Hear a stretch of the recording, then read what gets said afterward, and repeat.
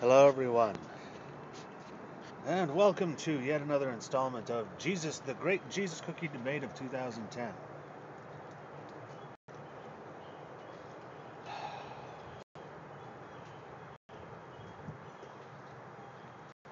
Seems to me there are two crucial points in the debate here. One is that some people went to a social ritual, a place where a social ritual happens, participated in the social ritual, played their parts in the social ritual, and add props to nicotine, and especially for to everyone who was filming. In fact, versus religion especially. Um, and to all four of them for going through and doing their parts. And here's the rub: the social ritual has an expected result. You get a cookie and and some wine. And there's some meaning and symbolism attached to this cookie that they didn't share. So they took this and did something else with it.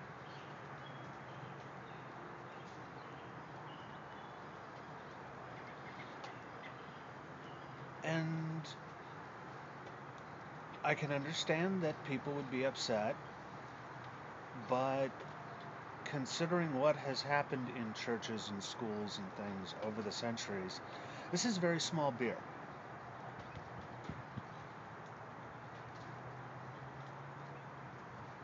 And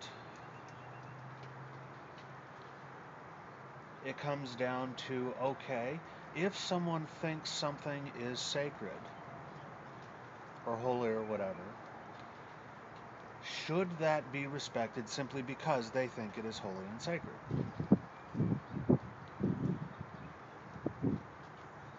And I would prefer to look at what happens in the real world, which is that we piss all over each other's sacred cows all the time. And that if you're going to think about how to build a better society, the object is not to set up sacred cows. The object is to understand what human beings actually do and deal with what happens. And like I said, this is very small potatoes, very small beer. I mean, and this is including the emotional impact. I think it is having an even larger impact because this was such a small thing. This was such a well played, yes, gaming of the system, but coming down to brass tacks, there was a social price to pay for the cookie, and they paid it, and they did eventually eat it. Um, I mean, what do you want? They had, they did not deface it in front of them. They didn't really even deface it. They ate the cookie. There was a smooch involved, but you know. The other thing is how the other issue in the debate is how far to go when you want to point out the emperor has no clothes. You feel the emperor has no clothes. And are you responsible in any way for the emotional angst and suffering um, that results? And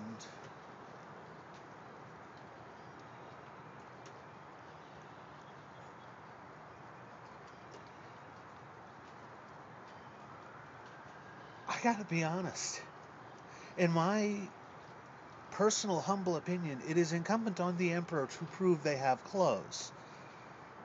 And your feelings about whether or not your personal illusion or lack of illusion deserve exactly as much respect as the support you can bring for the actual significance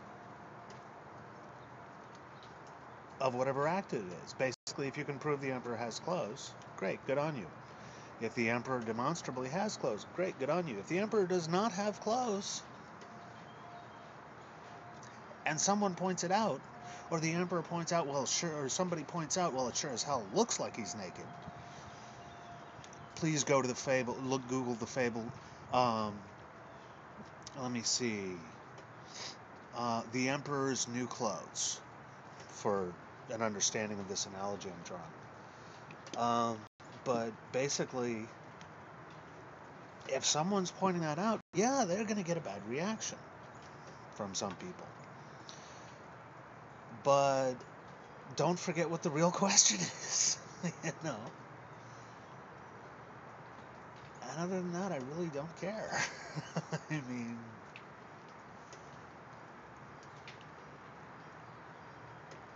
I feel for the people who are upset, but these are their feelings. I understand that people are happy about, yeah, we did this, yada, or oh, they did this and it was really cool, but the significance of it is minimal. The two important questions: are there holy places, and does the emperor in fact have any clothes, remain unanswered, and in this debate, particularly unaddressed. So,